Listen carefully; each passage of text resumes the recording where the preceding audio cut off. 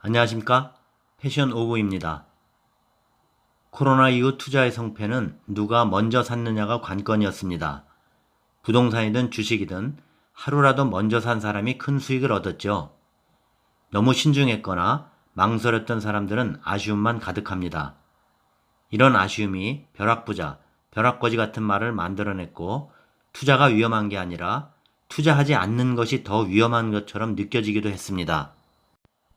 지금은 나의 모든 것을 투자한다는 마인드로 접근해 본다는 게 전혀 이상하게 들리지 않고 있죠. 이런 분위기 속에 자신이 보유한 연금 자산 역시 단순히 적립하기보다는 투자해야 한다는 인식이 커지고 있습니다. 실제로 퇴직연금 확정기여 DC형에 가입했거나 세액공제 등의 목적으로 개인형 퇴직연금 IRP에 가입했거나 퇴직 은퇴 후 IRP로 운영하고 계신다면 다양한 투자 상품을 통해 연금을 불려나갈 수 있습니다. 지금부터 여러분의 투자 성향에 맞추어 투자 포트폴리오를 구성하는데 필요한 질문을 하나씩 들어가면서 말씀드리겠습니다. 연금 투자 그러면 가장 먼저 질문을 드려야겠죠. 질문 1. 여러분 내 연금을 투자해야 한다. 이 말에 동의하십니까? 만약 아니오를 선택한다면 더 답해드릴 게 없죠. 내 연금에 관심 두지 않고 그냥 묻어두고 계신 분이 있다면 다시 한번 생각해 볼 문제겠지만 그렇지 않다면 연금은 투자하면 안 된다는 연금 투자에 동의하지 않는다는 이 답도 꽤 의미는 있다고 생각합니다. 수익률이 낮더라도 내 연금의 원금을 확실하게 지키겠다는 즉 연금 자산은 확실하게 해두고 싶다는 뜻이니까요. 이것도 하나의 투자 철학이기는 합니다. 투자는 투자 자금으로 열심히 투자하고 노후 자금인 연금은 불확실성을 배제하고 정기예금 운용만으로 원금은 확실하게 확보하고 싶다고 생각할 수 있습니다. 자, 그렇다면 다음으로 예의 선택, 즉 연금도 투자해야 한다를 선택했다면 그 다음 질문으로 이어집니다. 질문 2. 원리금을 보장해주지 않는 상품의 투자 비율을 얼마나 가져갈 것인가입니다. 100%, 70%, 50%, 30% 4개의 선택이 있습니다.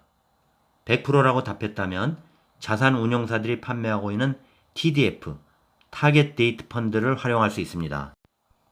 DC형이나 개형 IRP는 위험자산의 투자 비율을 70%로 제한하고 있습니다. 연금으로서의 기능을 할 수 있도록 30%는 안전자산으로 제한하고 있는 것입니다. 하지만 TDF는 100% 편입이 가능합니다. TDF는 은퇴 시점을 목표 시점으로 맞춰 자동으로 자산 비중이 조절되는 펀드입니다. 즉 연령이 증가하면 정해진 규칙대로 축소하는 자산 배분 전략을 추구합니다. TDF 뒤에는 2025, 2040 등의 숫자가 붙어 있습니다. 이 숫자를 보고 자신에 맞는 TDF를 선택하면 됩니다. 원리금을 보장해주지 않는 상품의 투자 비율을 70%를 선택하셨다면 투자 성향은 적극 투자형입니다. 50% 선택은 위험 중립형이고 30%는 안정 추구형입니다. 투자의 연령을 한정하는 것은 아니지만 70% 선택하시는 분들께는 대개 은퇴가 20에서 25년 정도 남은 30대에게 추천하고요. 연금의 3분의 1은 안정적으로 확보하고 나머지 3분의 2는 적극적으로 투자해 수익률을 높일 수 있는 이상적인 비율입니다. 또 원리금을 보장해주지 않는 상품 투자 비율이 50%는 은퇴가 10에서 15년가량 남은 40대에게, 30%는 은퇴가 5에서 10년 정도 남은 50대나 은퇴하신 분들에게 적합합니다. 연금 수령이 얼마 남지 않았다면 적극적인 투자보다는 안정적으로 운용해서 연금 수령액을 예상하고 그에 맞춰 노후 계획을 세우는 게 더 중요하기 때문입니다. 자, 그렇다면 다음으로 질문 3. 원리금을 보장해주지 않는 상품의 비율입니다. 즉, 주식형, 채권형, 혼합형의 비중은 어떻게 가져갈 것인가입니다. 원리금 비보장 상품의 비율을 정했다면 그 다음에는 상대적으로 수익률이 높은 주식과 안정적인 채권 사이에서 또 선택을 해야 합니다. 첫 번째 선택은 주식형 상품들로만 포트폴리오를 짜는 것입니다. 주식형은 주식 비율이 60%인 상품으로 세부적으로는 S&P 500, 코스피 등 각국의 주가지수 성과를 그대로 따라가는 인덱스형 상품과 특정 섹터, 테마를 반영하고 있는 상품으로 나눕니다. 일반적으로 한 가지 상품보다는 국내외 인덱스형 상품과 유망한 산업, 기업을 보유한 상품으로 투자하는 경우가 많습니다. 코로나 이후 풍부한 유동성으로 높아진 주가를 감안한다면 앞으로는 실적이 뒷받침되는 산업 트렌드를 반영한 상품을 눈여겨볼 필요가 있습니다. 두 번째 선택은 주식형 상품과 채권형 상품을 적절히 나눠 안정적으로 평균 수익률을 추구하는 것입니다. 채권형은 채권 비율이 60% 이상으로 채권 매매, 이자 이익을 추구하는 상품이고요. 앞으로 경기 회복에 따라 금리 인상이 예상되는 만큼 장기보다는 단기 채권으로 편입하는 게 낫겠고요. 채권 이자 수익에 더 많은 기대를 할 수 있는 상품을 선택하는 게 좋아 보입니다. 세 번째 선택은 주식형, 채권형 상품에 혼합형 상품까지 더하는 것입니다. 대부분의 자산을 채권에 투자하면서 일부를 주식, 배당주 등에 투자하는 펀드들을 쉽게 볼 수 있는데 이런 상품들이 혼합형 상품입니다. 주식, 채권 어디에 치우치지 않고 효율적인 배분을 통해 수익성과 안정성을 추구하는 상품을 말합니다. 자, 최근 경기 지표, 미국 동향이 발표될 때마다 주식시장은 다소 민감하게 반응하고 있습니다. 물가, 고용 등 지표가 긍정적으로 나오면 경기가 그만큼 회복되고 있다는 증거지만 미국 연방준비제도 FED가 테이퍼링 등 반대급부적인 조치도 할 것이기 때문에 당분간 시장의 변동성이 커질 것으로 예상됩니다. 많은 전문가들이 현재의 주식시장은 금융장세에서 실적장세로 넘어가는 단계라고 말합니다.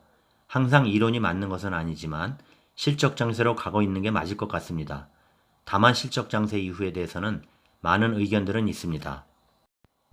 일희일비할 필요 없이 장기적 안목이 중요한 때입니다. 자신이 논리를 갖고 전망할 때 확신이 서고 흔들리지 않는 투자를 할 수 있습니다.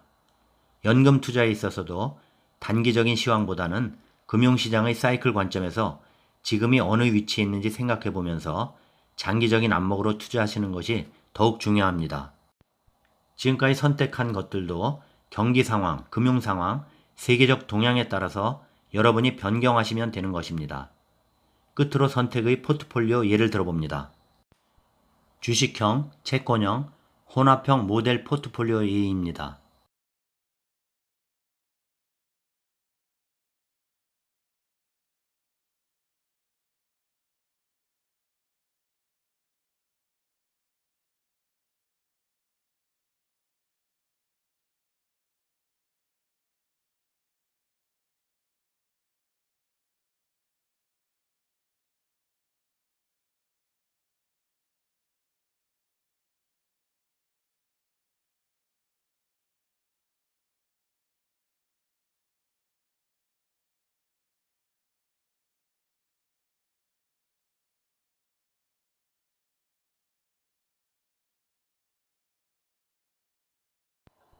자, 여기까지입니다.